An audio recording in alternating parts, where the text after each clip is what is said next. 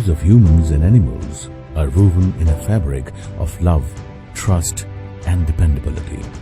Inspired by such thriving dynamics, the animal healthcare industry is committed towards the health of the triad, that is, animals, humans, and the environment.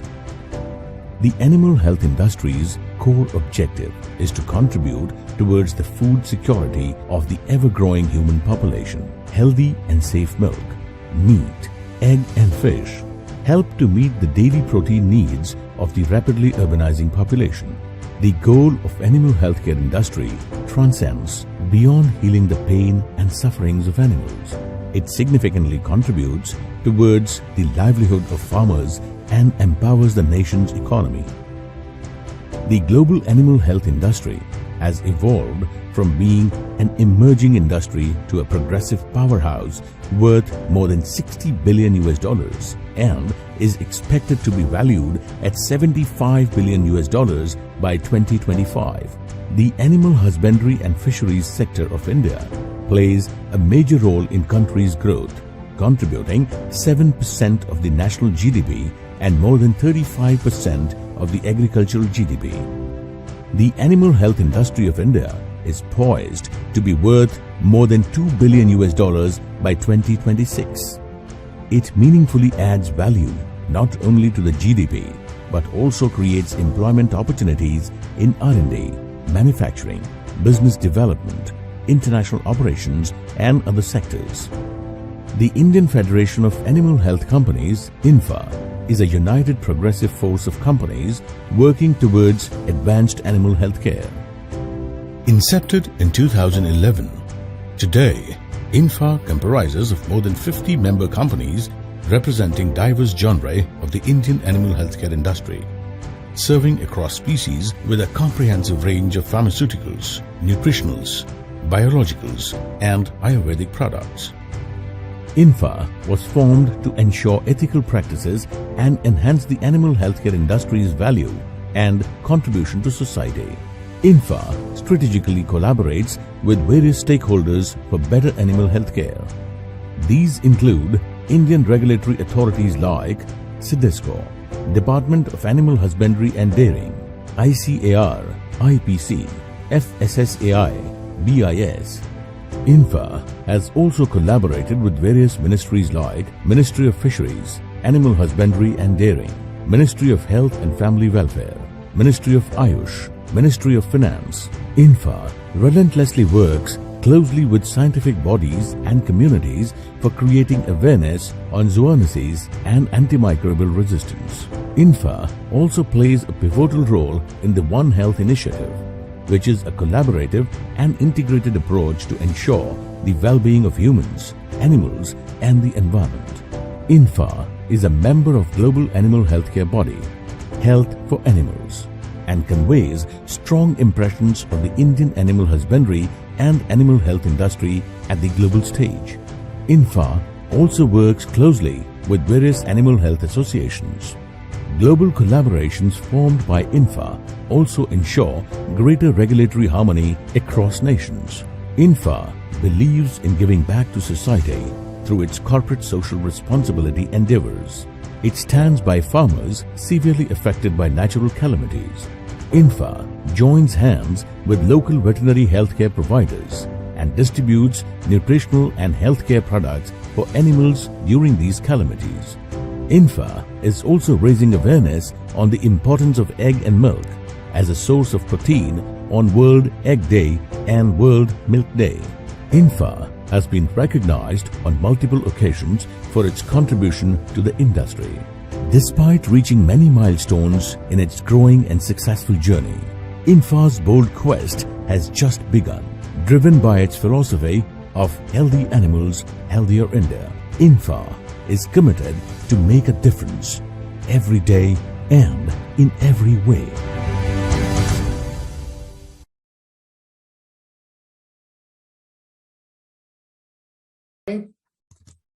We welcome you all on the occasion of World Zoonoses Day, which is observed each year annually on 6th of July.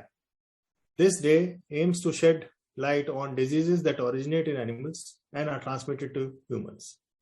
In a recent study by CDC, 60% of all infectious diseases are zoonotic in nature, and at least 70% of them emerge from animals.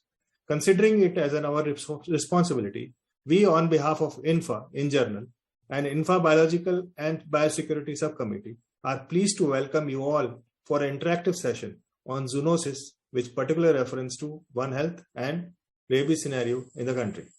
We all are delighted to have the entire managing committee, founder members of INFA, our corporate members, our eminent speakers for the webinar, and the veterinary community. We welcome you all for this lively session. Let me take this pleasure to invite Dr. Vijay Makhija, President INFA and Chairman Biological and Biosecurity Subcommittee, for his opening remarks on the day, on the occasion, and for the webinar. Over to Dr. Vijay Makhija. Thank you, Dr. Nitin. Good morning, ladies and gentlemen. On behalf of entire INFA Managing Committee, we welcome you all. We really appreciate you sparing your valuable time for participating in this webinar on the occasion of World Zoonoses Day. The theme of this year's World Zoonoses Day is Let's Break the Chain of Transmission, Zoonotic Transmission, and we have invited distinguished subject matter experts to enlighten on this topic. INFA is committed to its motto of healthy animals and healthier India. Why healthy animals? Because it aligns with the United Nations Sustainable Development Goals. The goal number 1, poverty. So animal health ensures that the livestock farmers' economic prosperity is intact, and it also augurs well with our Honorable Prime Minister's vision of doubling the farmers' income. Goal number 2, zero hunger. With the help of animal healthcare sector, the livestock farmers can produce the safe animal proteins, which will ensure the nutritional security of the country and addressing the challenges of undernutrition and the malnutrition. And also the sustainable goal number 3, good health and well-being. As my colleague Dr. Nitin highlighted, that close to 60% of the infectious diseases in human beings have some or the other role to play with the origin from animals. So it becomes paramount importance that through animal healthcare sector, we minimize this transmission of diseases and ensure good health and well-being. So looking into this contribution to the United Sustainable Development Goals, today's theme is very important. Let's break the transmission of zoonotic diseases. So I pass it on back to Dr. Nitin to conduct the further proceedings of this day. Thank you. Thank you, Dr. Vijay, for enlightening us on the topic. Let me take the pleasure of inviting our beloved Dr. P.K. Shukla Sahab for his keynote address on the occasion of World Zoonoses Day. Professor P.K. Shukla is currently Registrar at Mathura Veterinary College and Mathura Veterinary University, that is DUVSU. He is a graduate from Jabalpur. He obtained his Master's in Poultry Science from IVRI and PhD from Chandrasekhar Azad University of Agriculture and Technology, Kanpur. He has been bestowed with number of awards, recognitions, and he has worked in various levels till today. He has been the best outgoing graduate award. He has been blessed with the Best Outgoing Graduate Award, Rashtrapati Award, Lifetime Achievement Award by CLEFMA, Pashu Saharsri Award, and Lifetime Achievement Award by Government of India. He has been also given Lifetime Achievement Award by Agriculture Today. He has been a Distinguished Faculty Award by Venus. He has been also given with Uttar Pradesh Appreciation Award, Excellence Award by Indian Poultry Review, and has been recognized as a poultry legend. Dr. Shukla is well known among the entire veterinary community. He is the fellow of NAVS, fellow of National Academy of Veterinary Nutrition and Animal Welfare. He has been a member secretary of the prestigious Central Poultry Development Advisory Council of Government of India. He has been a working member across different bodies of Government of India and has been eminently providing support to the entire sector. He has been also working as Joint Commissioner Poultry with Ministry of Agriculture, that is Department of Animal Husbandry, Dairying and Fisheries. during 2007 to 2012. We invite Dr. Shukla, an eminent veterinarian, an expert in poultry science, and our guide for the day. Over to Dr. Shukla, sir. Thank you so much, Dr. Nitin, President of the INFA, Dr. Makija, past presidents. I could see Dr. Atre, Dr. Vijay, Dr. D.K. Day, my friends, Dr. Shirish Nigam, Dr. Yash Goyal, of course, one of the founder member to whom I could see after long, Dr. P.G. Phalke, Vishwanath Mishra ji, Anup Kalra ji, press and media. Indeed, it's a matter of great pleasure again to be back to INFA community. I remember the journey when it was started in 2012, and very first meeting we could meet at Delhi. I know all the efforts being made by the founder members, and subsequently we have taken a very glorious journey. Time and again, we have a very useful intervention in the national perspective, in particular in developing various national policies related to animal husbandry sector. It is really a matter of pleasure that INFA has taken the initiative in deliberating with very many subjects which are of utmost importance to the animal husbandry sector, not only at a national level, but also at a global level. In today's context, if we see the World Zoonoses Day, it has its own significance.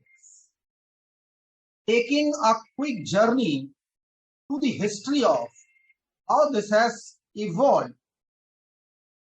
So way back in 370 BC, the records, Hippocrates initially has mentioned about 3 words, and those are on records: on air, on water, and places.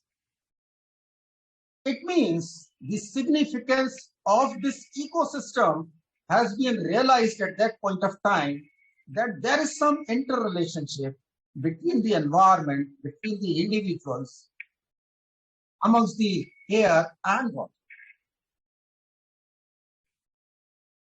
Somewhere in mid-1800, Rudolf Virchow, who was a physician, he recognized a link between the animal and the human medicine. And he was the first person who came up with the word of zoonosis. So it was way back in 1800 when we recognized this word, zoonosis.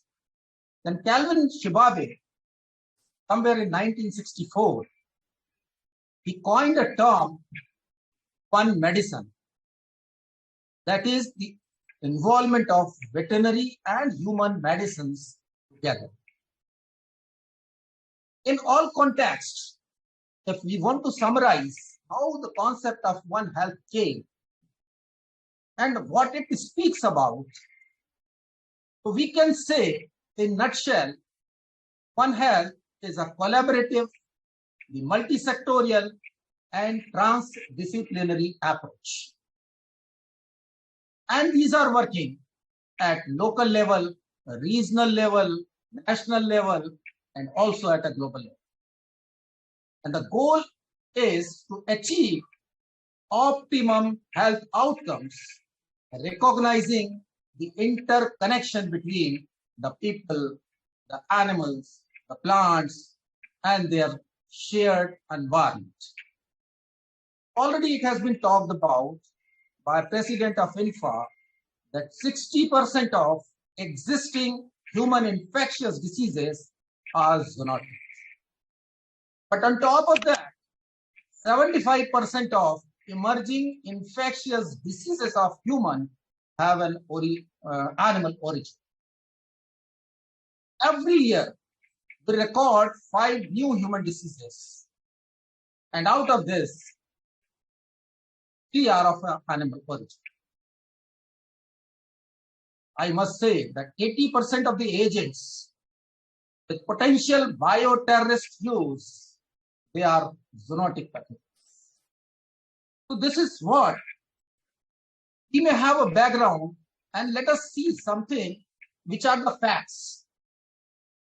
Almost 1 million vertebrate viruses are existing in this world, and out of this 1 million, only 2,000 are known. The record and statistics says more than 1.8 million people die of foodborne diseases, all diarrheal diseases. More than 55,000 people die of rabies every year. And 2 to 8% of 1.6 million annual deaths are from tuberculosis, which are of bovine origin. What these all statistics says about, it raises a concern over the One Health issues. So let us come. What are the common One Health issues? To sum up, if I can point out, these are antibiotic resistant germs, they are vector-borne diseases, there are diseases in the food animals, the human-animal bond. Of course, we are keeping these animals for our mental well-being. They are also reason to it. And then, to some extent, the contamination of water. Let us see how does a One Health approach works. When we say it is multi-sectorial, we need to consider all the sectors together and a linkage between them, a harmony between them. And we can achieve this through prevent outbreaks of zoonotic diseases in animals and the people, through improvement in the food safety and security, through reduction in antibiotic resistant infections and improve animal and human health, of course, protect global health security. So how we can bring about these, or what in a nutshell we can say the foundation of One Health. So in 3 words I can describe the communication, the coordination, and the collaboration. So usually, whenever we are talking about One Health approach, always it speaks about what needs to be done instead, what can I do? So this is the basic fundamental of One Health. And whenever we are talking about communication, coordination, and collaboration, naturally it is amongst the human, animal, environmental health, and the other relevant partners. Now, how it can be approached? How this can be done? This can be done through faster collaborative relationship between the human health, the animal health, and the environmental health parameters. Through improvement in the communication between these sectors, we can coordinate the disease surveillance activities, and we can develop the uniform messaging to the public. And here I find the role of INFA. In these 3 or 4 points, where we can ponder upon and we can bring a harmony amongst the sector. Now, how we can achieve this? What should be the strategic framework for zoonosis management using the One Health? And this is the key aspect. And I leave it to my lead speakers, Sri Chinmay Krishnaji and Dr. Pradeep Malikji. They'll deliberate upon these 2 things, but summarizing the strategic framework where we can work as a policy maker. We need to prioritize the zoonotic diseases prevalent in the country. Then we need to have an assessment of zoonotic disease burden in the country. Then we need to have active zoonotic disease surveillance. Then joint human and animal outbreak responses, strengthening of our laboratory system in public health and veterinary sector, and then real-time implementation of prevention and control strategies. But whenever we are talking about the strategic framework, it is not easy to go through these strategic framework. Of course, challenges are there. And again, I find a role of INFA to chip in meeting out the challenges, in ameliorating the adverse effects which are not there in place in the country. Of course, to some extent, there are some commercial interests that also we have to look into. In our country, to some extent, I feel the lack of intersectorial communication, there also INFA can chip in. The lack of our intra or intersectorial trust, because this is the pillar. If we want to develop a One Health with a strong pillars, we need to have intersectorial trust and the communication. And then, of course, we need to have a little bit education and the funding. There also, I find a big role of INFA through their social corporate responsibilities. We can bring it to a national perspective. So in a nutshell, today, when we are speaking about the One Health program, we are speaking about the threats to the zoonotic diseases, and we are celebrating the World Zoonosis Day. These are few of the points. I leave it up to you to think, act, and then develop suitable strategies which can be supplied to our framework policy makers, wherein they can take active and appropriate action to control and to have an active surveillance and monitoring system.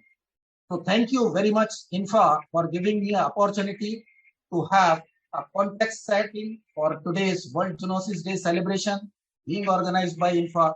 Thank you so much. Thank you, one and all.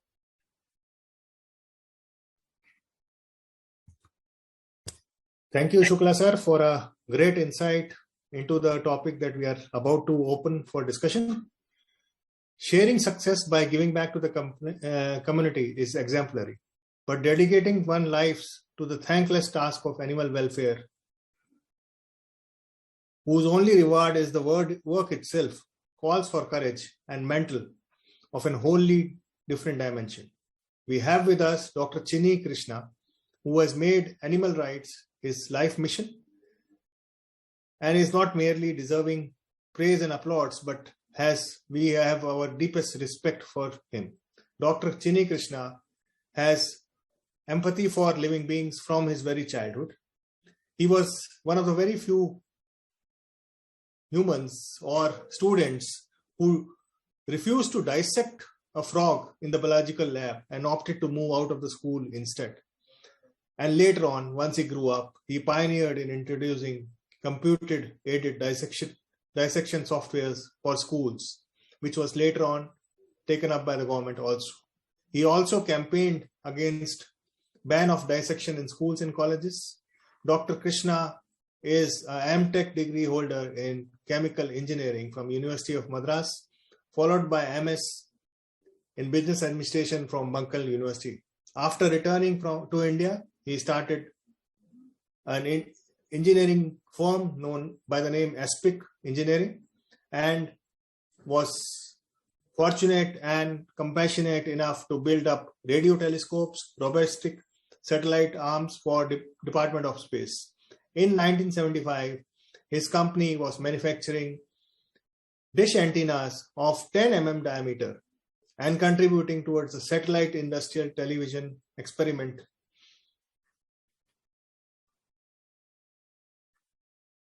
He was one of the rare people who conceptualized community viewing and was able to set up the same in schools and panchayats of 2,400 villages in 6 states of Bihar, Odisha, Madhya Pradesh, Andhra Pradesh, Karnataka, and Rajasthan. In 1973, he was amongst the pioneers to manufacture the first vegan tennis racket by the name AI-1000, which was made out of aluminium alloy, nylon strings, and vinyl grip. Till then, most of the rackets were fitted with leather. He was the historical founder of Blue Cross of India in 1959, he and his family rather, and who started a long journey into animal welfare. In 1964, he was the pioneer who worked on animal birth control program to control animal rabies and started the same in his territory by the name ABC, and was later on taken up by the Indian government in 1997 and was a recommendation from his end to Animal Welfare Board of India and was taken completely by DADF to abolish the chances of rabies, to reduce rabies incidence in 2005. He has been a highly passionate worker, dedicated his life to animal rights, and has worked on various initiatives for the benefit of animals. He has served as Vice President, Vice Chairman, Animal Welfare Board of India from 2000 to 2016, as a trustee and member, Finance for World Society for Protection of Animals, 2004 to 2016. He has been member of CPSCA, that is the Committee for the Purpose of Control of Scientific Experimentation of Animals from 1996 to 2002, and later on again in 2010 to 2017. He has been amongst the 12 experts on the rabies control panel of FAO, that is the UN, and he currently continues to be Chairman Emeritus for Blue Cross of India, as well as for Chairman of FIA-PO. Sir, your selfless dedication and efforts to promote welfare of animals has earned you a number of awards. We are also blessed to have you with us. You have been also recognized with number of awards like Venu Menon Lifetime Achievement Award, like MEAC Animal Welfare Award, and recently you were also bestowed with the Prani Mitra Lifetime Achievement Award. We are pleased to have you here, and we request you to share your opinions on the eve of World Zoonosis Day. Over to you, sir.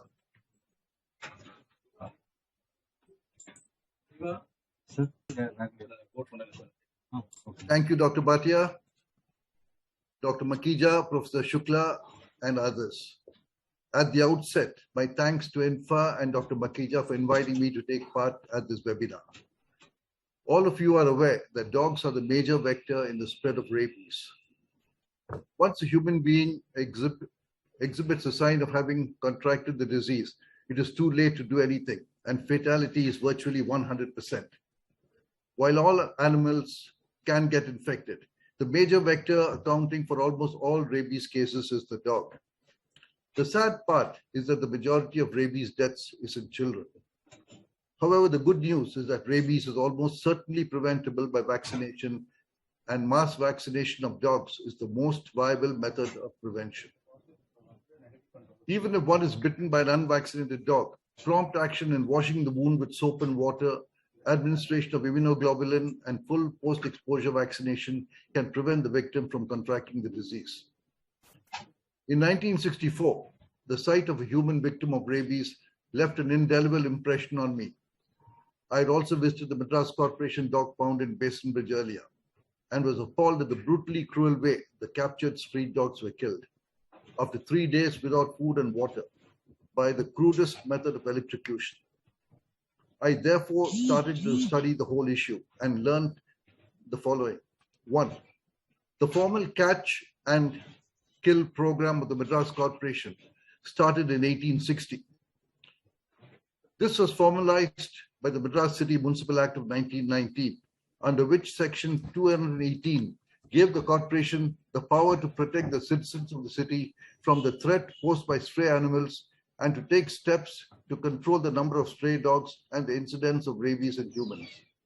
A study of the available data for the period 1860 to 1964 showed that if the 1919 Act was meant to control the number of dogs on the street and the incidence of rabies, the Madras Corporation had failed spectacularly on both counts. Each year since 1860 saw more and more dogs killed, and yet more dogs were on the streets. The incidence of rabies cases too kept increasing year by year. Please keep in mind that in 1964, the most ubiquitous sign anywhere in Madras, why anywhere in India actually, was that of a red triangle, an inverted red triangle, and the slogan, "A small family is a happy family." From family planning for humans to family planning for dogs was certainly not a quantum leap in thinking. And thus was born the Blue Cross of India Street Dog Control Program, the first in the world for street dogs. We called it the Animal Birth Control Program and shortened it to the ABC program to convince the authorities that this was as simple as ABC. As could be expected, the reaction of the Madras Corporation was to reject it outright. The Blue Cross kept up the pressure on the corporation and began to spay and neuter all street dogs rescued by us. After treatment, the dog would be spayed, vaccinated, and released at the same spot from where it had been picked up. Owners were also encouraged to have their pets spayed and vaccinated free of charge. A few hundred operations were done each year, but the number of street dogs showed no signs of coming down. After a few years, we realized that each area had its own holding capacity for street dogs, and this was determined by the availability of food sources. In most cases, this source was a garbage dump, and many of the dogs around these places were emaciated and mangy. In the meantime, from an average of less than one dog per day in 1860, the number of dogs killed by the corporation went up to as high as 135 dogs per day in 1995. In 1990, the World Society for the Protection of Animals and the World Health Organization brought out their guidelines for dog population management, followed by the guidelines for stray dog control. And this is what the report authored by Dr. K. Bogle, the Chief Veterinarian Public Health Unit of the WHO in Switzerland, says. All too often, authorities confronted with the problems caused by these dogs have turned to mass destruction in the hope of finding a quick solution, only to discover that the destruction had to continue year after year with no end in sight. Albert Einstein declared insanity as doing the same thing over and over again, expecting different results. The reasons for this failure is very simple. One, dogs are territorial in nature. Two, dogs, and in fact all animals, will multiply till the carrying capacity of the environment is reached. The carrying capacity is the number of animals that can be sustained primarily depending on the availability of food and water sources. Three, removing all dogs from any area will lead to the migration of dogs from surrounding areas till the holding capacity is reached. It was in 1995 that the Blue Cross was finally able to get the Corporation of Madras to agree to try out an ABC program as an alternative to killing in a part of South Madras. We realized that a citywide ABC program would have been the ideal solution, but the Corporation Commissioner, Mr. M. Abul Hassan, IAS, asked us to start the program and then increase its scope. The only assurances that he gave us was that he would personally monitor the program and that no dog which had been spayed and vaccinated would be caught. Dogs in the area not covered by the ABC program would continue to be caught and killed by electrocution. The total cost of the program was to be met by the Blue Cross. Within 6 months, results in the areas covered by the Blue Cross ABC program were promising enough to prompt the corporation to extend the program to the whole of South Madras. By a stroke of luck, Mr. Abul Hassan became the special officer or the equivalent of the mayor of the Corporation of Madras. He handed over the corporation dog pound in Basin Bridge, converted it to an ABC center, and gave it to us.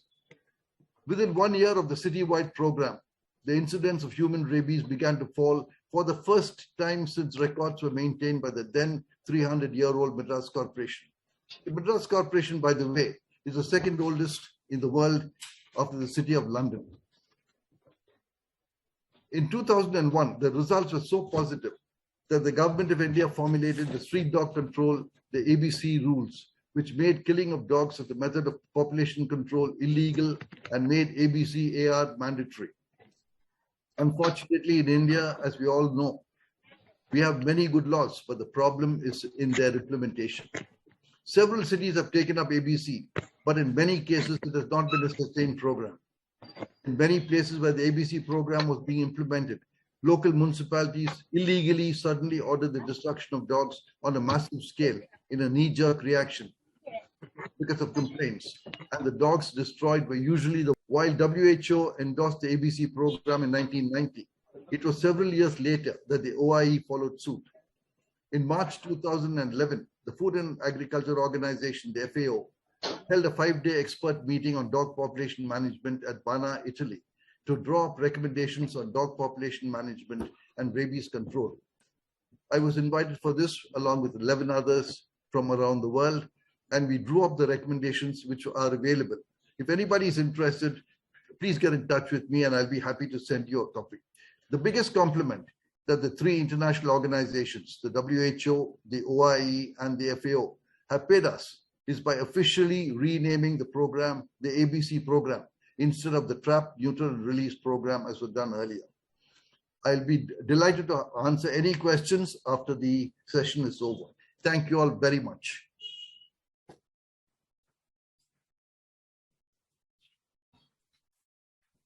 Thank you, sir, for enlightening us on the topic of rabies, its control, and how we can reduce the chances of rabies and its transmission from dogs, especially stray dogs, to humans. And we appreciate your efforts and consistent work for the benefit of the human community. Now we have with us yet another eminent, one of our favorite, Dr. Pradeep Kumar Malik, Senior Professor at Wildlife Institute of India. Dr. Malik, with his 20 years of experience, has built up enhanced wildlife health capacity of the country and is amongst the very few next generation field veterinarians who has dedicated his entire life to the wildlife sector. He continues to develop more effective health monitoring tools and disease surveillance programs in situ and ex situ, setting up the pulse for the wildlife sector in the country, and which are also suitable for the Southeast Asia. He is one of the eminent workers on restraining and immobilization of animals. Dr. Malik has many decades of experience in tackling human-wildlife conflict with a particular focus to large carnivores. He has been interactive as well as training many biologists, veterinarians, wildlife manager, frontline staff of protected areas. He has developed modules which have helped Wildlife Institute of India to organize various regular short-term and long-term courses. During his 28 years at Wildlife Institute, he has shared his technical expertise with 21 projects and long-term studies. One special study to mention is ecology of tigers in Pana National Park. And he has been instrumental for reintroduction of tigers in Sariska Tiger Reserve 2. We welcome Dr. Malik, the recipient of Carl Zeiss Award in 2002, and for his outstanding contribution to the entire wildlife sector. We would be pleased to hear from you, sir. Over to Dr. Malik, sir. Thank you, Dr. Bhatia, for a very nice introduction. And I am very thankful to Dr. Shukla for his talk. I think he paved the path for my talk. And I am very thankful to Dr. Krishna, also from Chennai, for his wonderful and extraordinary work on the control of rabies in dogs and the control of dog population. I am very thankful to INFA and the entire INFA community, especially INFA President Dr. Vijay Makhija, who has been in contact with me for several regions in the past 1.5 years. And last year also, I was invited to give a talk on a different topic. And I'm very thankful for this opportunity to give talk at the INFA on the World Zoonosis Day. So I think, this is Dr. Makhija gives me always a very complex subject to deal with. And I have to struggle how to simplify, it to the extent that, it becomes really very nice to understand for everyone, because in this kind of conference, people are joining this talk from variety of sectors. So it becomes really very challenging that how to simplify this talk, and especially this One Health concept, which many people have been talking for the last 2 decades. And before this One Health came, there was a very, very important word which remained in circulation. And that was talk of the top-notch scientists around the world. The terminology was conservation medicine. And there is a book on conservation medicine. But it is, again, related to the One Health.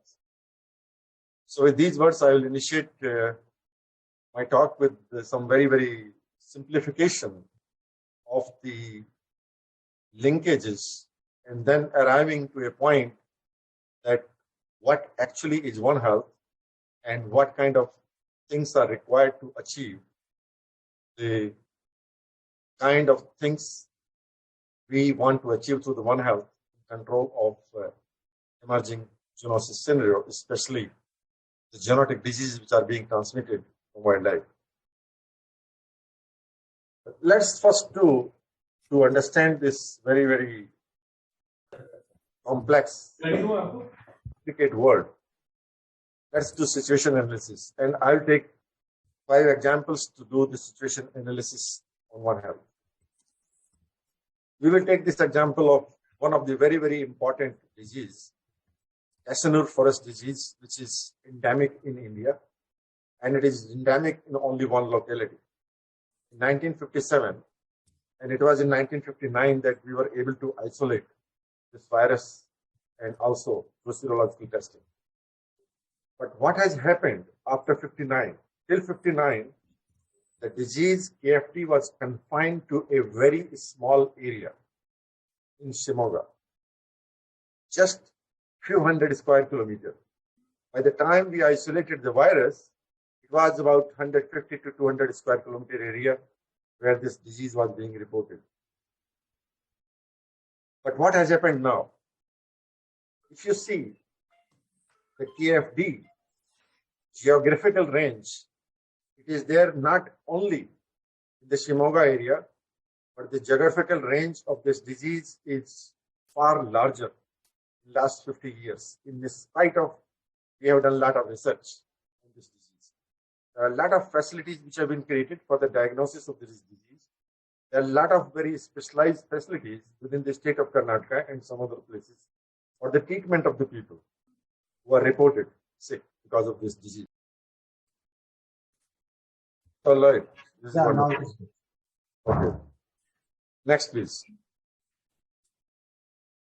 So, why, in spite of that, we are doing a lot of work, and IV is doing a lot of work, the state government of Karnataka is doing a lot of work, and there are new facilities with international collaboration.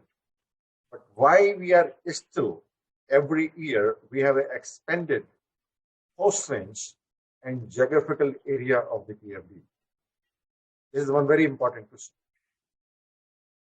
The reason is that we are ourselves limiting largely to the identification and diagnosis of the sick people and their treatment, and enhancing these facilities, diagnostic facilities and treatment facilities.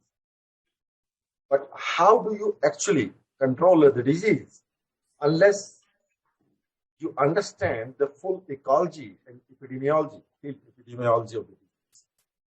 Why the disease is spreading, why the host range is spreading, where from the disease is coming, which are the reservoirs and vectors of the disease. There is a very little emphasis on this aspect for the last 50 years. That is why we are better in diagnosis of the disease, we are better in treatment, but we are not better in control and prevention of disease. Next, please. Let's take another example. Avian influenza. We all know that influenza A viruses live in only migratory drugs. And many of these duck species migrate from one continent to another continent. But there is also susceptibility of the influenza A virus depending upon the species of the migratory birds. For example, if you take a crane, a lot of cranes migrate to India from the Russian subcontinent and from the China. But if you take the crane is probably, any species of crane is probably the least susceptible to influenza A viruses. Whereas migratory ducks like geese, like mallard, they are the most susceptible, and these are the birds which will always have low pathogenic influenza A viruses inside their alimentary canal. So what happens? Next, please.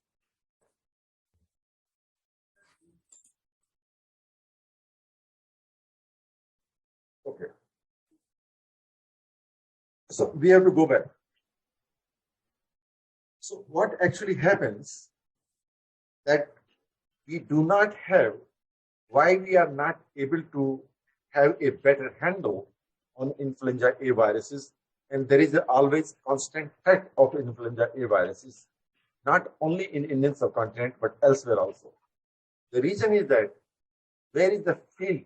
Where are how many studies we are doing? And especially take example of India. You do not know, you may not have heard any single study on the ecology of influenza A viruses. Once you do not know the ecology of influenza A viruses, once we do not know what type of strains are circulating every year when the birds are migrating to India, then how do we prepare ourselves for the prevention and control of the disease? So this is one important link which is lacking in our system. The same link we discussed with the KFD, and there is a similar link with influenza A viruses. Next, please. Now coming to a different type of thing, which is probably a very complex situation. It is not only the disease itself, but there are very complex factors in the environment which is leading to the global amphibian loss. Next, please. As we know that amphibians live on the ground, they are always in the close contact of the soil, and they are the best indicator for the environmental degradation. There is no other species better than studying frogs and amphibians for the environmental degradation. There are a lot of publications. It is only last 2 decades that we have come out with very, very concrete scientific evidence that there is a very widespread, not only loss, but extinctions of certain species of amphibians all over the world. Next, please. So why this is happening? Is this only a disease? Not really. Based on the publications, which are very multidisciplinary and which have been jointly done by various institutions, and one of the person in the entire southern hemisphere who is studying the amphibians and amphibian diseases, he's a good friend of mine from University of Melbourne, and we have started inviting him for one of the course every year, which we conduct in Sariska Tiger Reserve. For this is a One Health kind of course, and I will discuss later in my presentation. So if you see why there is an amphibian loss, there are many, many important factors. And we don't want to have amphibian loss because amphibians are very, very important. There is a very concrete scientific evidence that amphibians are going to be very important for the new generation of pharmaceuticals, which is related to this industry, which is organized in stock. And there are many other factors. But apart from this whole thing, you can also appreciate that amphibians are also contributing to the food of the humans. In Europe itself, there is more than 50 million kg consumption of amphibian food every year. In US itself, there is more than 3 million kg per year. Asia, I tried to find out, but we do not have exact figure, but I can see that in Asia, the figure will be much larger than the combined figure of United States and the European subcontinent. Next, please. Then coming back to another very, very important aspect of this One Health connection. On the left, this is a picture from Dharvi. In this picture, you can see that this is not a picture of only one place in India, but if you go to any major city or even any mufsal town, this is the situation everywhere, at least one or two or three corners or various corners of a city or in suburban area. Migrations are taking place in India. Sorry. We have to go back. Yes. Thank you. And this large number of migrant population is living in very, very compromised situations. In situations where you have environment for all type of three important vectors and reservoirs of the zoonotic diseases. What are those three? These are rats, bats, and mosquitoes. In this picture on your left from Dharvi, you can see there is a perfect environment for three type of vectors and reservoirs of many, many very important zoonotic diseases. On your right, this is a picture from NASA Earth Observatory of, I had the pictures from various parts of the world. There are many other cities which have the situation like what you see in the western part of India.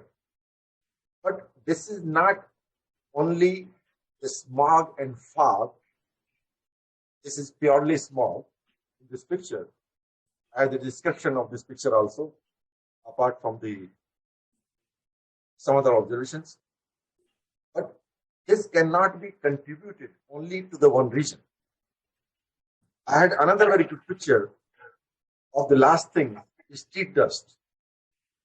In the entire country, when you see early morning, large number of our fellow citizens are doing the work of sweeping the streets with broom. And there is a fine dust which is appearing in the environment. Where is this fine dust going? They're burning everything. And those burning of different kind of things, even in winter, a lot of people, poor people are burning different things, including tire. This turns into a very fine dust of just like a talcum powder. When you are brooming, when you are using a broom for sweeping the street, which you can see in Gurgaon, which you can see in many parts of Delhi, which you can see in every city, there is a fine dust which is available in the environment, which is coming to our homes, which is being inhaled by the school children, which is inhaled by us, which is inhaled by everyone who is going for a morning walk. So this is creating a very, very important situation, because this type of situation is affecting very badly and very chronically your immune system, and you are becoming very, very sensitive and prone to some of the important diseases, including some of the zoonotic diseases. Now, there is one last aspect I would like to deal. You must have seen SARS-CoV-2 virus. I'm not dealing anything in this presentation of the SARS-CoV-2 apart, although I have some great in-depth knowledge of SARS-CoV-2, because as a retired person for last year, I tried in 2020 May, I've been studying only SARS, and I'm connected to some of those people who are involved in this kind of research. But why? The greatest worry is that if any type of zoonotic disease, if you see the mode of transportation, the way people are traveling, including the air transportation, any type of zoonotic disease can be transmitted from one place to another place, and from one country to another country, from one continent to another continent, within a very small period of time. And you must have seen that exactly the same thing happened when the COVID-19 spread took place in about 3 months all over the world. There are some other very important factors. How humans are changing. We are talking every day about climate change. We are talking about different kind of things. We are talking of kind of problems we are facing in the environment. We are talking about migrants. But the situation is worsening every day. I do not find any improvement as far as the living conditions are concerned. In this picture of this, you can see that we are not able to dispose human waste in a proper manner, because this kind of human waste provides the opportunity for many reservoirs and many vectors and many pathogens to get transmitted in the human society, which is living close by. Next, please. There is another very important linkage, which is linked to the kind of urban environment which we have discussed so far, and the environment which is available at the interface of humans and wildlife. Very large number of people in our country, not in our country, but entire Asian subcontinent, many other places like Latin American subcontinent, they are dependent on the forest resources or biodiversity resources for a variety of reasons, for grazing, for water, for many of their household needs, including firewood. As well as there is a large development work is taking place around these natural areas, limited natural areas, because we cannot grow these natural areas, because we cannot increase the size of land. Very intensive development activities are taking place, which is also very risky in terms of the future survival of these limited protected areas. So there is an intense human, livestock and wildlife connection at this interface of most of the protected areas. And this is the place where some of the pathogens which have been limited to wildlife, they come into contact of livestock and human beings. If you see examples in last about 3.5 decades, if you take any example of very important genetic disease, whether it is HIV, whether it is a Lyme disease, whether it is a Nipah virus, whether it is a West Nile virus, whether it is a SARS-CoV-2 virus, or whether it is a SARS-1 virus, all have connection with wildlife. But here, one of the very important things to understand is that it is not the wildlife which is responsible for this kind of outcome in humans. This is the humans which are responsible, because they are not leaving any place for wildlife in these small limited size protected areas. They are approaching, they are encroaching those small lands where the wildlife can survive. At the same time, there is another factor. There is a large wildlife markets in the world of food. Through this wildlife market and a clandestine traffic of wildlife as a bushmeat, large number of pathogens are getting transmitted into the human environment. Next, please.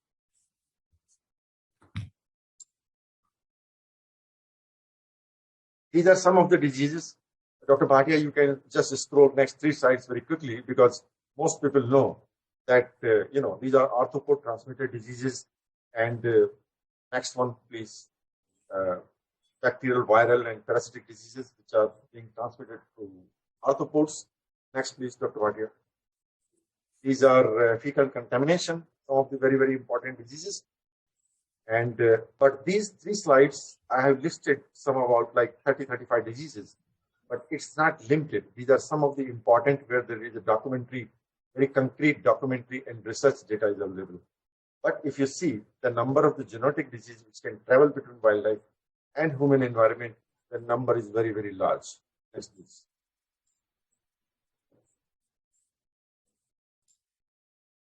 So this is very important slide. If you see, my dear friends, 2000 history of humans, as for the major disease events are concerned, there was a less population, the environment was better, the water quality was better, there was not a garbage. Garbage is just last 30-40 years, 50 years at the most. But in many Western countries, the garbage is being disposed very properly. So the garbage is not becoming a challenge as far the concern with the genetic disease are concerned. So if you see, because of the many reasons, because environment was not contaminated, there are many few diseases and the humans had better immune system. In 1960s, we had antibiotics. And antibiotics at the time were cure for everything. We designed super weapons to combat bacteria in 1960s. But what happened after that? Dr. Bhatia, please stay in this slide. This is very important from the animal health industry point of view. So once we developed the antibiotic, and once we found this very important weapon to combat any type of disease, that is actually what was happening. So there was a conference in New York where the microbiologists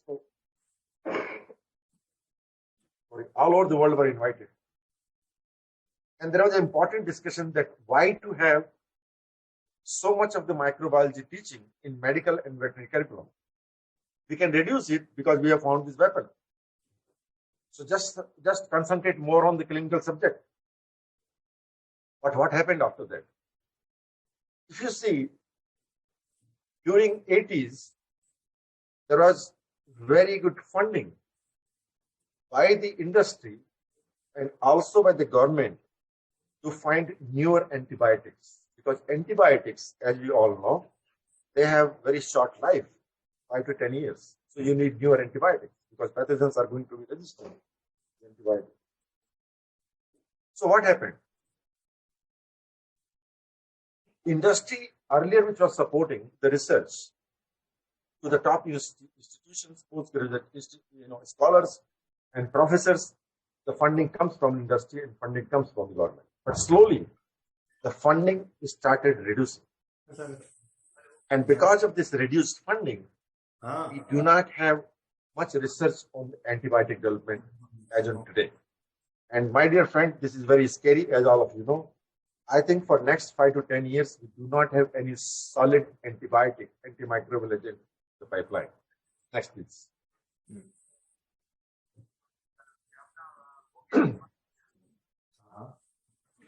Dr. Bhatia, next, please. So what we have done so far, these were the major concerns. But now coming back to face some of these challenges, you have to have trained people, skilled and professional people. So what we did, I joined the institute in 1988, and I had the responsibility for developing a wildlife health program for the country. At the time, I thought that how to develop this wildlife health program for the entire nation, which is so big, and one of the very mega diverse countries in the world. So we initiated as a pilot project in 5 veterinary schools in India, the US collaboration. That was a government-to-government collaboration, and I was the coordinator for the India for that.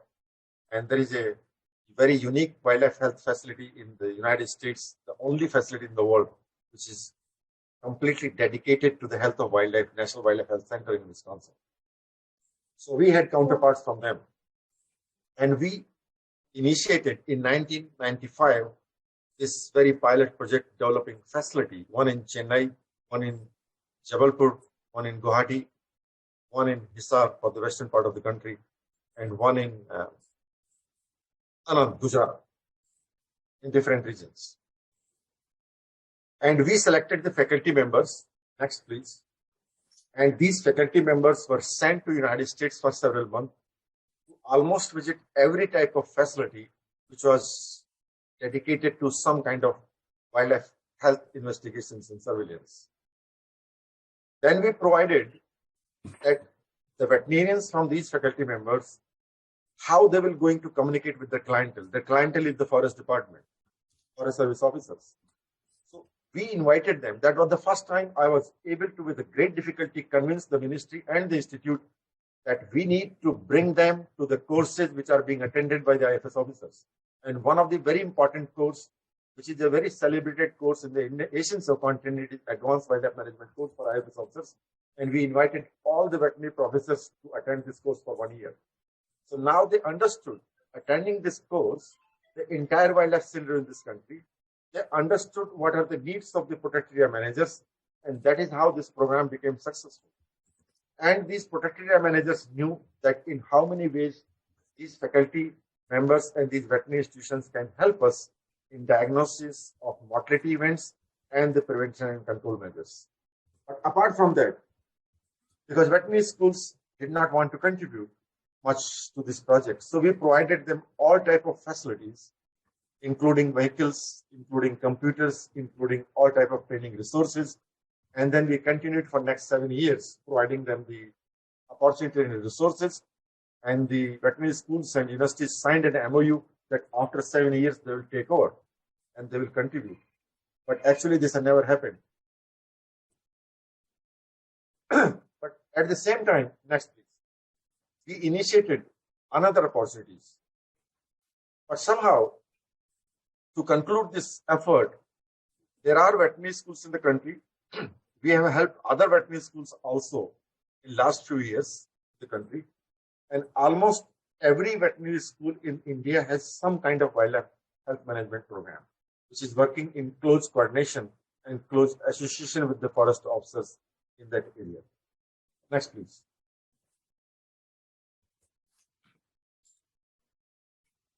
So this is one effort I started, very recently being 10 years ago. This is exactly a very solid One Health program in the country. Everybody has talked. I have attended several meetings in Delhi. Many of the meetings were organized by the Public Health Foundation of India, and many were, organized by many other collaborations in India, including WHO. And everybody talks great. I thought that everybody is talking, and then I came out with this concept, wildlife health briefs. Initially developed with this project with Zoological Society of London, which is the largest wildlife conservation society in the world.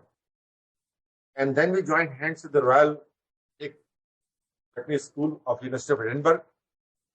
Now there are two more partners, Royal Veterinary College London and University of Melbourne. Next, please. So what we do in this course, that we invite veterinarians working in protected areas. We invite the veterinarians working as a faculty in veterinary schools, and half of our participants, out of 25 participants each year, are foreign veterinarians who are either working as a faculty members in European schools or as a Jew director someplace or in African subcontinent. So in last 8 courses, we have had the veterinarians coming as a faculty, working in the field, working in the zoo, coming to the Wildlife Institute of India, working with us in Sariska Tiger Reserve for 3 weeks in the field on different modules which are related to One Health, disease surveillance, monitoring, wildlife pathology, wildlife forensics, and 2.5 months they attend online course which is being provided by 26 faculty members from Melbourne, Royal Veterinary College, and the Zoological Society of London and Wildlife Institute of India. So this is the only One Health course in the entire Asian subcontinent which is being run for last 8 years. And I took 2.5 years to initiate this course because you have to go through a lot of process through the Minister of Environment. You have to go to the Minister of External Affairs to take proper approvals and everything, and the whole process, because you need to be really committed to get something done, which you can really do things on the ground. Because you cannot, in a country, you have to follow the rules, you have to follow the law. You cannot just invite someone and start doing something. You have to follow the laws, you have to go through some kind of process, you have to go through the approvals. Each year, for the 8 years, I have to take the MEA approval and amateur approval for all these participants who are coming. Now, imagine, this is a very, very difficult process to do. But fortunately, Ministry of External Affairs was very cooperative. Ministry of Environment is very cooperative. And next year, January, we are starting the 9th such course in Sariska Tiger Reserve. Next, please. So now coming back to describe that what are the important things which make us really think about that what kind of linkages which are required for doing something related to One Health. What is One Health concept? In simpler terms, my dear colleagues, One Health is a co-equal collaboration. And Dr. Chinna Krishna also discussed a little bit. Dr. Shukla also focused a little bit on this issue. This is a co-equal collaboration from various type of expertise, not only physicians, not only veterinary medical community, but engineers, architects, because they are also responsible, hydrologists, people from conservation biology background, people from wildlife science background, people from ecology background. They have to all come together. Without these people from various disciplines working together, there is not even a possibility.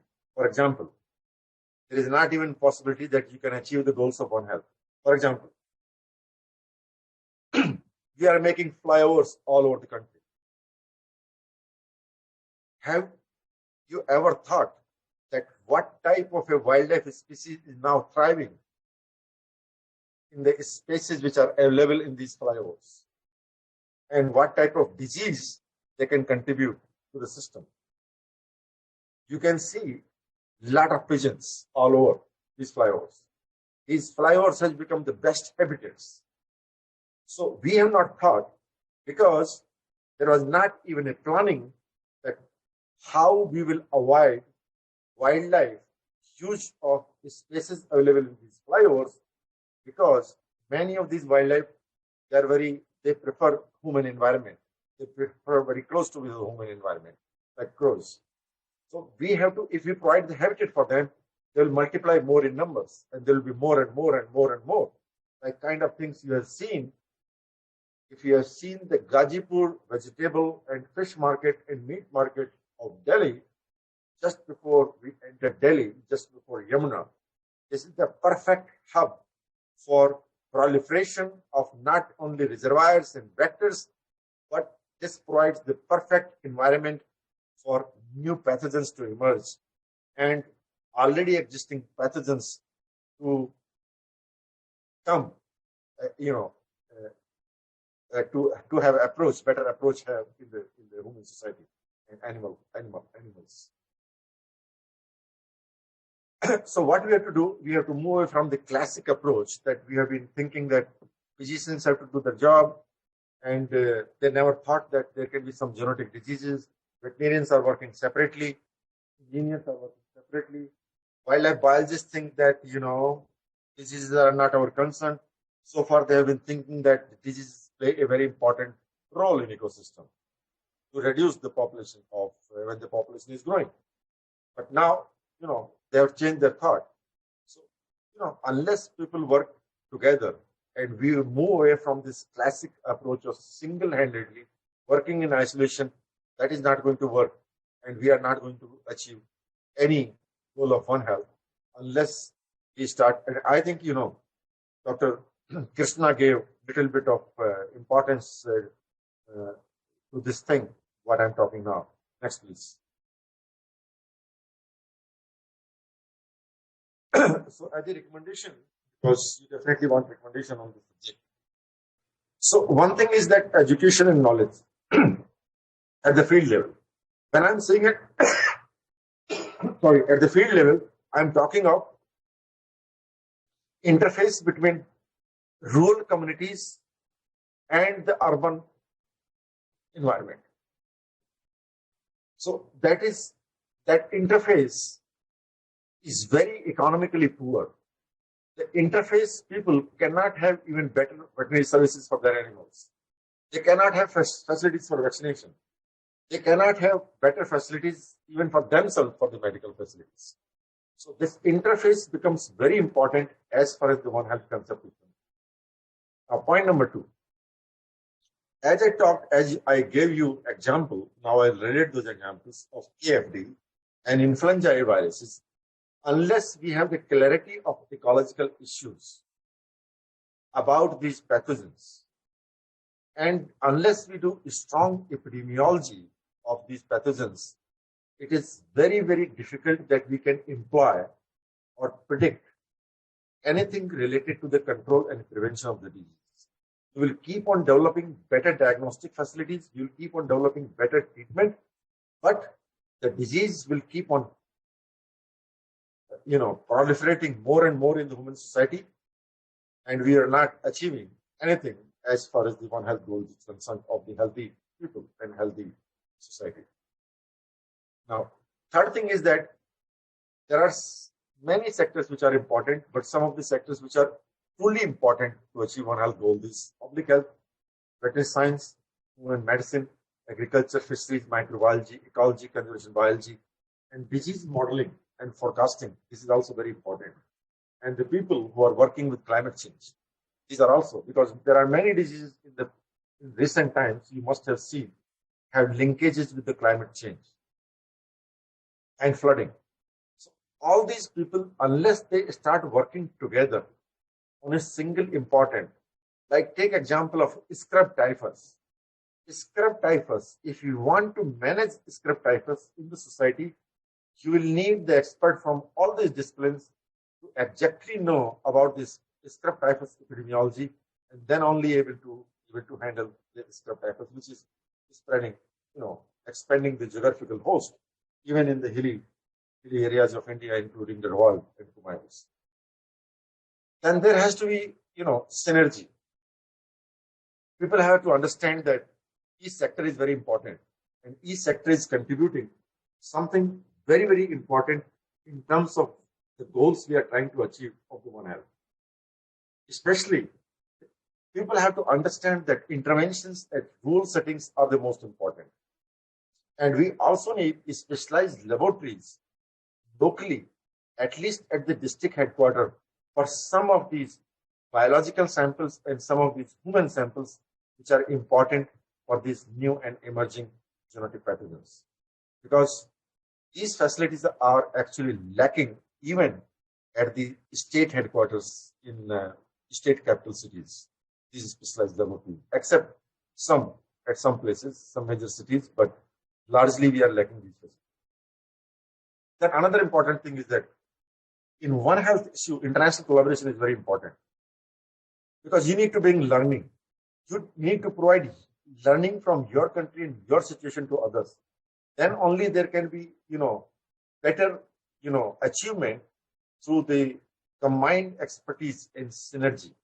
Because as we know that in Western world, there is probably much faster, understanding of these issues, because the money which is available to do this kind of research and develop understanding in ecology.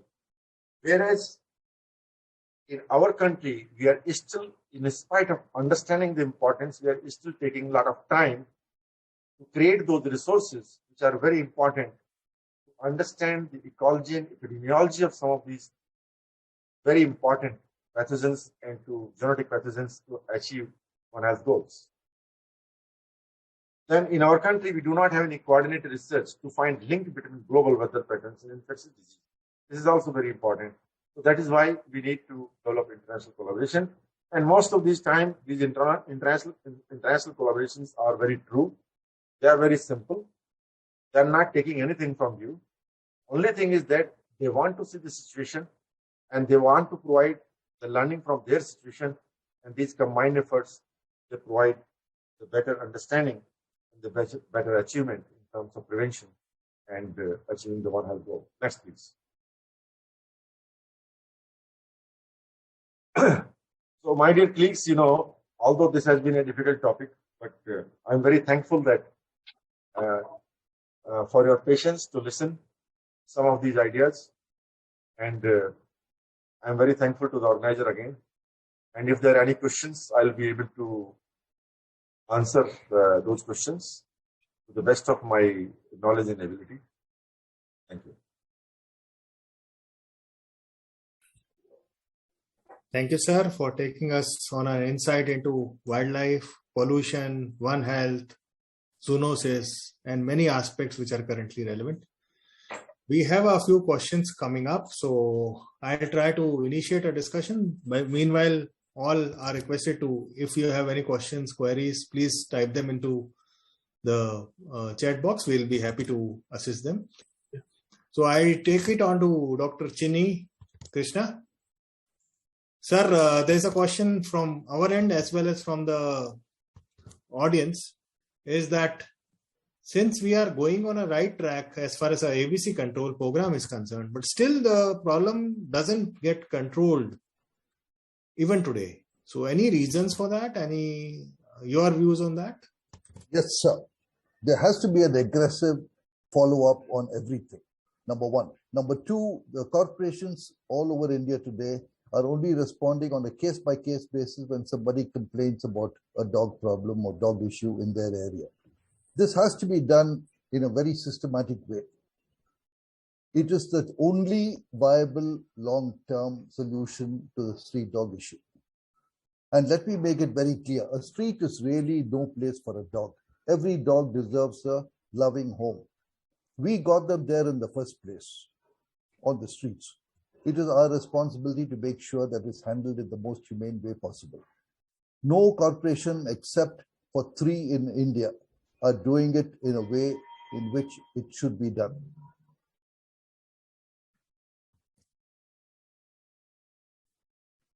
Okay, I mean, I'm not a politician, so whatever I say, you can be sure they can be tracked back and rechecked. There is no death from rabies in the whole of Mumbai city. There is no death from rabies in the whole of Chennai city. Okay. Most of the deaths today in India are from the rural areas.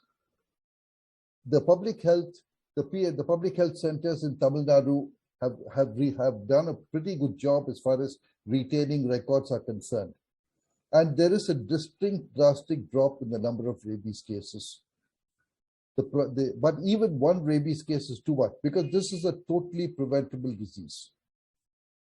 And as far as the dog is concerned, let's face it, during the COVID period, you know that the adoption rate of dogs and cats went up because people were under lockdown and they wanted companionship. And yet, as soon as the lockdowns are lifted, the same dogs were abandoned again.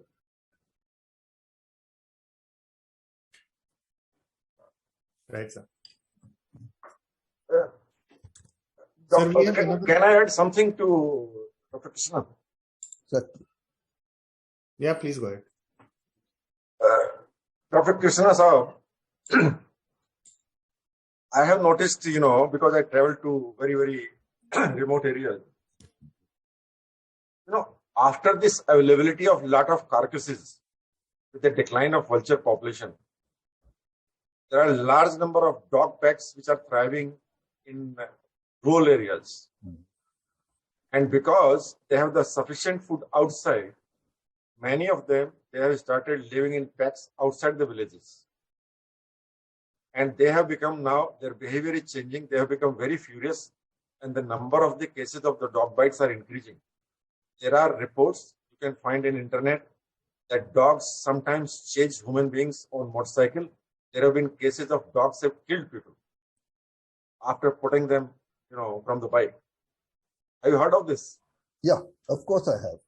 Yeah. So there is some change in the ecological behavior of the dogs because of the availability of this lot of food, which is there available to them from the dead domestic animals.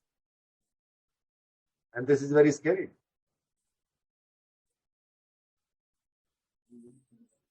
Thank you. That is all I wanted to do.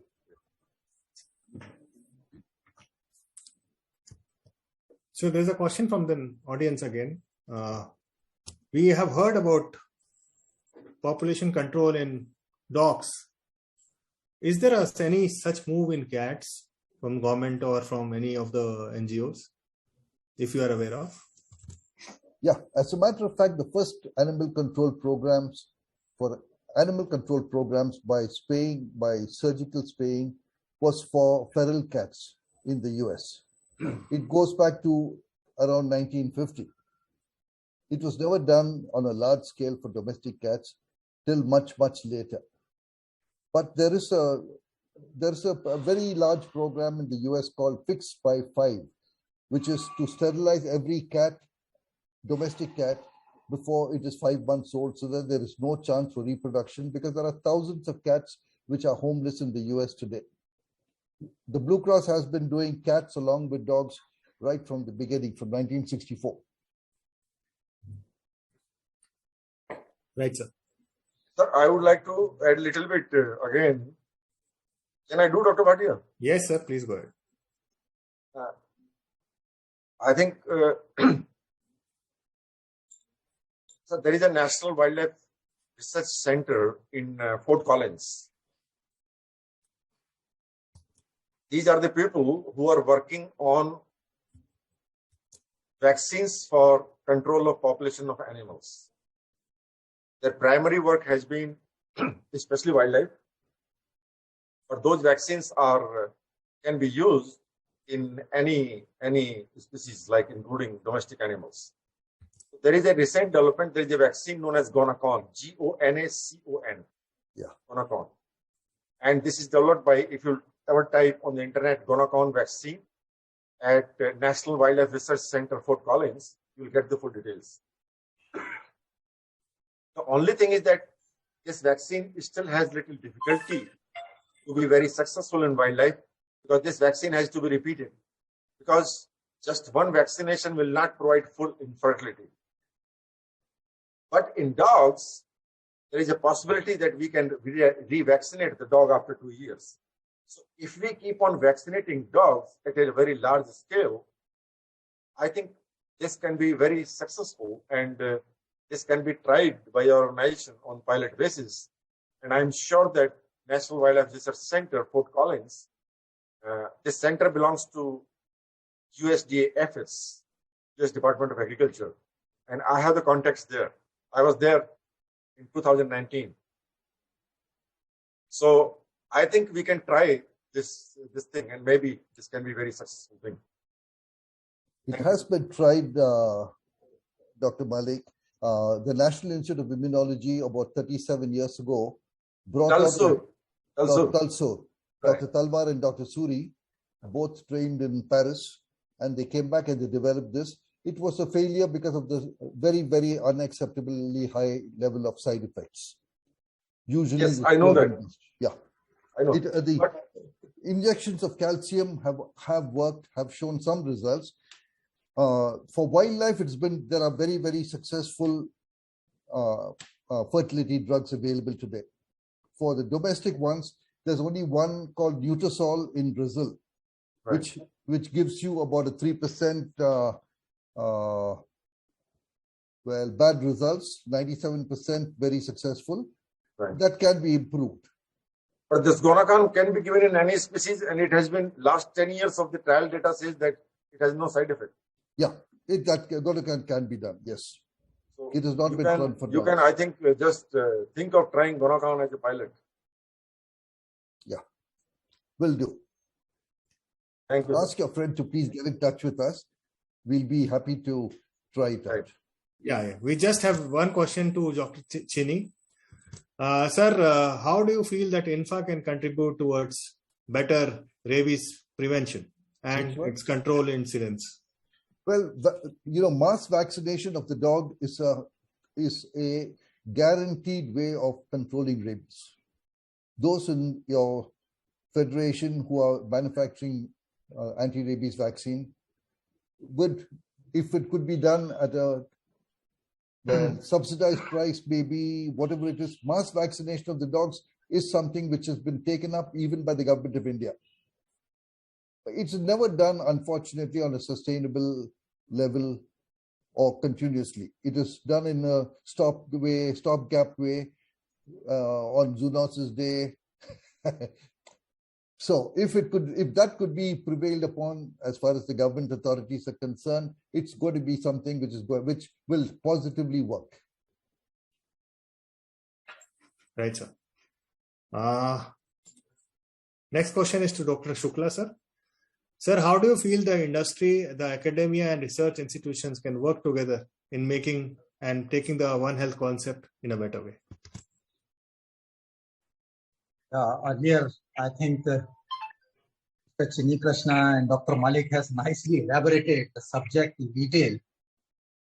Initially, also, I talked about the strategic framework where we need to work. And there are many more points where we can chip in. The important aspect is Hello. Yes, sir. Yes, sir. So very first aspect is we need to develop a mutual trust amongst the intersectorial approach. Number one. Number two, we need to have a perfect educating system for our nationals to understand the importance of this One Health concept and of a zoonosis. The third is, again, because funds are the constraint, where industry can generously contribute for education, for alignment, and for further linkages of these 2 or 3 sectors. So that way, if industry works with a holistic approach, I think in a long term, we can go ahead with this strategy. Right, sir. Sir, which are the zoonotic diseases of poultry which are of importance for One Health, sir? Already I talked about a lot, but in fact, at this point of time, when we are trying to make an inventory of the diseases prevalent in our country, we need to look at it because सबसे important जो disease है वो हम लोगों का salmonellosis का problem आता है. Already I narrated how many are taking place in India. Of course, avian influenza is also being blamed, but so far in our country there are no cases. So let us see if zoonotic diseases are there, and then food safety and then food security. If we want to go ahead with this, so the diseases prevalent in food, animals or birds also makes sense. We need to understand a detailed structure or detailed inventory of this.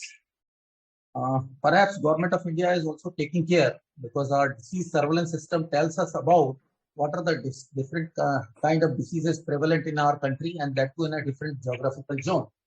So if we can take those inventories, we can educate the people. These are the things which are available in this particular part. We need to have awareness of this. Perhaps it serves the purpose. Now, let us have some questions to Dr. Malik, and then we open up in case there are many more. Sir, what are your expectations from INFA to achieve the concept of One Health? Okay, there is one very smart human health company in India. I cannot tell the name because there are reasons for that. They are going to start a One Health center. Just one. Here, INFA is an organization of around 60 industries, and they deserve much better chance because they are dealing with the animals. They are also dealing with human health, most of these companies. They deserve much better chance, and one of the greatest idea which I can give there, Dr. Vijay Tang is here, everybody is here, and if you can, because ideas are very, very important. Ideas can only come once you keep on thinking, even before sleeping. You keep on thinking even before you have, got up. And the Sariska and Ranthambore Tiger Reserve, especially Sariska, provides a best opportunity. I can be instrumental with the Rajasthan government and Forest Department. We can have with the consortium of INFA and the collaboration of the Rajasthan Forest Department, we can have this One Health small center at the Sariska Tiger Reserve. This will give a real, very, very positive, not only publicity, because I understand that, this is also very important, but this will be one of the greatest contribution to initiate a field level small One Health project by the contribution of the organizations which are involved in INFA at Sariska. And I can organize the meeting of some of the executives of INFA, Dr. Teng, Dr. Makija, Dr. Atre, anybody else, Dr. Mishra, and I will guarantee that even if I am retired, I will host your meeting. And the top people from Forest Department will be there in Sariska. And we can have this small One Health field unit start with in Sariska Tiger Reserve. These kind of projects will be really appreciated by our Honorable Prime Minister, Mr. Modi, also, because these are some of the things which he will definitely like, how the industry is contributing to the conservation of the best resources of the country. And Sariska and Ranthambore is the only western population of the thorn forest of tigers in India. Other tiger populations are different. This is a unique type of forest in which Ranthambore and Sariska. And this is very easily approachable, and the government will really appreciate our ministry, as well as I'm sure that this type of effort will be appreciated by our respected Prime Minister, Mr. Modi, also. This will be just very, very important thing to do. Very true, sir. I can prepare the small project document for this. Like what will be required, what will be the human resources, what will be the infrastructural resources, and then we can have meeting in the field, and that's it. If INFA is ready to go with that, I think that will be wonderful, Dr. Malik. Be wonderful. Yes, sir. Yeah, good thought. Yeah, Mr. Vijay, thank you. So no. I mean, it's a good thought. I mean, see, fundamentally, the industry is completely aligned with the policymakers, researchers, the scientists like you who have different thoughts and ideas. So we will take it up. And see, from the industry side, we are all, from the prevention side, we are focused on creating awareness on the vaccination. There is a program worldwide to control rabies by 2030. So we are an important, stakeholder in that. And also, as Dr. Shukla mentioned about preventing, eradicating, controlling salmonella, so that the food safety is ensured. And lastly, the focus is also on preventing this tick and flea infestations, because to prevent the vector-borne diseases. So a number of initiatives which the industry is taking in this direction. And in addition to this, I am sure your thoughts on working on a project like this in Sariska would be an interesting to begin with. Dr. Singh, I would like to add a little bit here that, in Sariska, like you expressed the interest and, and goals of the industry, like, vaccination and prevention and those kind of things, and food safety. All these objectives can also be fitting into this One Health, because One Health can't be without having these objectives. So even Dr. Krishna can join, and you can have one of the pilot, anti-rabies program at the interface of wildlife and humans. This will be one of the best demonstrations that how rabies can be controlled, inflow and outflow from wild to domestic and domestic to wild in the field. This will be I think, most celebrated project with a small amount of, resources. Yeah, absolutely. I think let's take it off as an assignment separately and work on a project like this. See how we can take it forward. Thank you. And So, can I make a comment, Vijay? Yeah, Dr. Atre, please. Yes. Now, nothing to add, but to share. Actually, I think the boundaries between the wildlife and the urban life are disappearing very fast. And the problem seems to be more complex than it appears. I remember many years ago when I moved into my new house, we were getting many snakes in my house. And I called Dr. Malik. I said, yeah, I'm facing problem. Many snakes I'm getting in my house. And he told me, Arun, look, they have not entered into your house. You have entered into their house. So I think the problem seemingly is far more. And I think as we move forward, it would become far more complex than many of the sporadic problems we have been facing. So I believe some small project, even INFA and the members can take up. It would be a great service to the society as well. Thank you. Absolutely. Perfect. Very well said, Dr. Atre. Just a quick one, Dr. Shukla. we are affiliate of the global organization Help for Animals, and they have also in today's opinion piece mentioned that UK particularly had adopted a salmonella control program through the many strains through vaccination, and now the incidences then have significantly dropped down, similar to like Q fever in Europe. So very well suggested points are on the focus on salmonella, and what Dr. Malik has suggested on the pilot project for the One Health Center. So we definitely work with our managing committee and work closely with you, Dr. Malik. Yeah. Dr. Bhatia, over to you. Yeah. Sir, Dr. Malik, sir, next question is, sir, how do you think that digitalization can help in wildlife disease surveillance and monitoring, sir?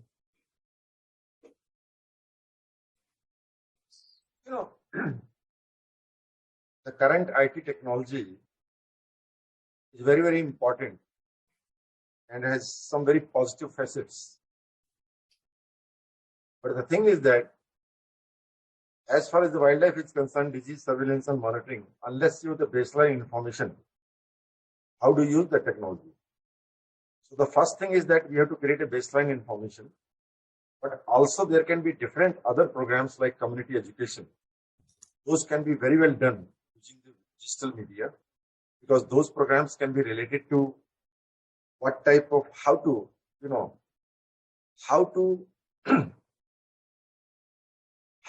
avoid a zoonotic disease coming to our environment, either a domestic animal environment or to yourself. Because large number of people are going every day to the same habitat which is used by a variety of wild animals. And there is a greater amount of risk there. So we need to have expertise to develop programs which can be used as educational programs through digital media to the communities at the interface, because they are very wide of such type of information. This can be definitely used, but I think there has to be some kind of professional agency. Like there is a very good agency in India, Center for Environment Education, which is run by Mr. Karthikeyan Sarvai.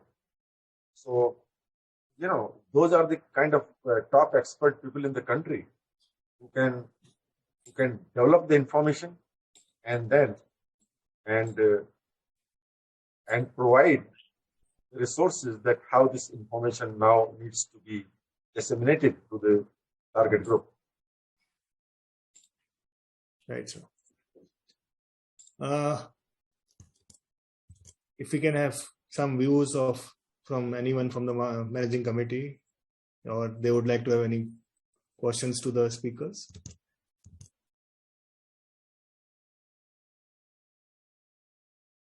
I think we had a fairly comprehensive discussions, and the industry is aligned on the various measures and thoughts which the renowned speakers have mentioned, and I'm sure we will be taking these suggestions forward. We are all committed to prevention, eradication, education programs. I think Mr. Mishra has some view, so kindly go ahead. Yeah. Yes, thank you for that. I was just trying to support what Dr. Chinikishna has said about the ABC program.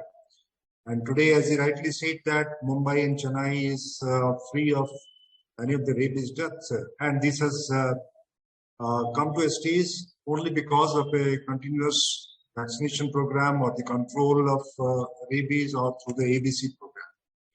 I made a small study somewhere in long back, around 13 years back in 2009, where the Blue Cross of Hyderabad used to do the vaccination program in Hyderabad city. And when they were going for the second round of vaccination after 1 year, what we did is that we collected the serum sample of 43 dogs who are already vaccinated a year back.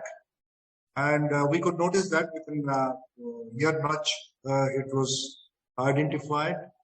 And we did send these 43 samples to NCDC, Delhi.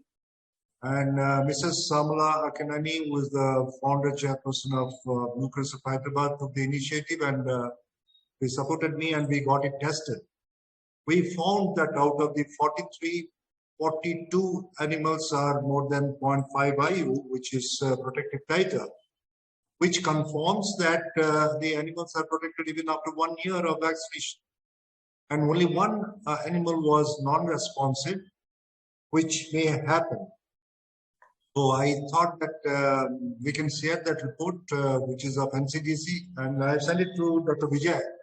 If you could share it, that's fine. That's fine. What I did is that, along with the 43 samples, I included 2 more samples, which I took it from our lab in our factory, where we know the result, just to confirm that the results which we get it from NCDC matches with what we have. And out of that 45, 1 sample did not give a protection. Why I wanted to tell about it, that this ABC program with animal rabies vaccine really performs well if we continue to do so for all the urban areas population, and by that probably we will be able to control the rabies incidence in human being. This is in support to what the ABC program of government is and the NGOs are continuing in the country. Sure, Mr. Mishra. Yeah. I think with that we come to the end of the program, and as already highlighted in the chat, in case you have any more questions, please put us on mail. We'll be happy to get your questions answered through the resource speakers that we had today. We thank the resource speakers, Dr. P.K. Shukla, Dr. Chini, and Dr. Malik for being a part of the program and highlighting Zoonoses, One Health, rabies control, and all we can do collaboratively for the benefit of the country and reducing the zoonotic burden on the human healthcare, which could be caused by the animals. So, sir, as a token of our appreciation, we shall be sending you a resource speaker, small token from our end, which will come to you by mail. We thank all the audience. We thank the INFA Managing Committee, and we thank all our corporate members to be a part of the webinar. Thank you. Thank you all. Thank you very much. Namaskar. Thank you, sir. Thank you, everyone. Thank you so much.